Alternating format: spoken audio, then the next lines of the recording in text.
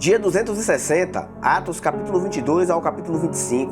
No capítulo 22, Paulo se dirigiu à multidão em Jerusalém após ser detido pelos líderes judeus e autoridades romanas. Ele pediu permissão para falar ao povo. Paulo compartilhou sua história pessoal de conversão. Ele descreveu como era fariseu zeloso, perseguindo a igreja e acreditando que estava servindo a Deus. Ele mencionou seu encontro com Jesus na estrada para Damasco, onde foi cegado pela luz e ouviu a voz de Cristo. Paulo reconheceu que Jesus o chamou para ser seu apóstolo e pregar aos gentios. Paulo afirmou que Deus o enviou para levar a mensagem da salvação a todas as nações, incluindo os gentios. Ele também enfatizou que, como judeu, foi escolhido para cumprir essa missão. Quando a multidão ouviu Paulo mencionar a missão aos gentios, eles ficaram enfurecidos, considerando-os indignos de viver. Eles começaram a gritar e lançar suas vestes ao ar, pedindo sua morte. As autoridades romanas souberam da confusão e foram ao local.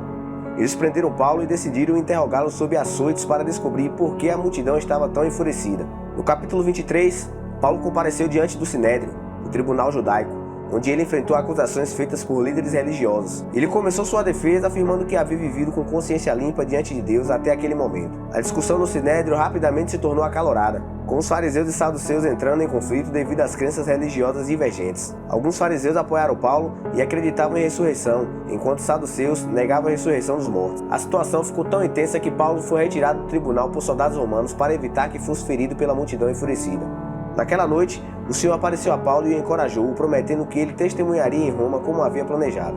Mais de 40 judeus fizeram um juramento de que não comeriam nem beberiam até matarem Paulo. Eles planejaram a emboscada para assassinar Paulo quando ele fosse apresentado novamente ao Sinédrio. Quando as autoridades romanas souberam da conspiração para matar Paulo, eles tomaram medidas para protegê-lo.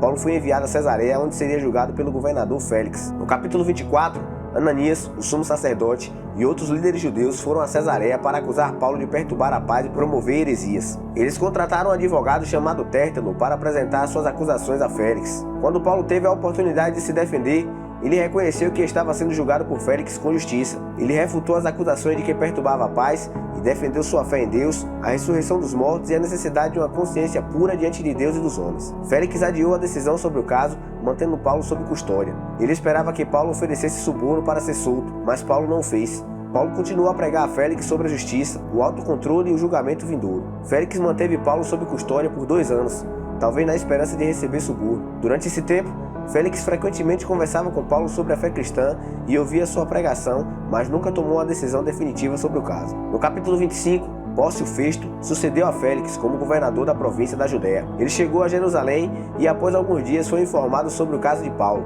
Os líderes judeus, incluindo o sumo sacerdote Ananias, apresentaram acusações contra Paulo a Festo, pedindo que ele fosse trazido de Cesareia para Jerusalém, onde eles planejavam armar uma emboscada para matá-lo. Festo decidiu realizar um julgamento em Cesareia e convidou os líderes judeus a irem até lá. Durante o julgamento, Paulo percebeu que não teria um julgamento justo em Jerusalém e apelou para César, exercendo seu direito como cidadão romano.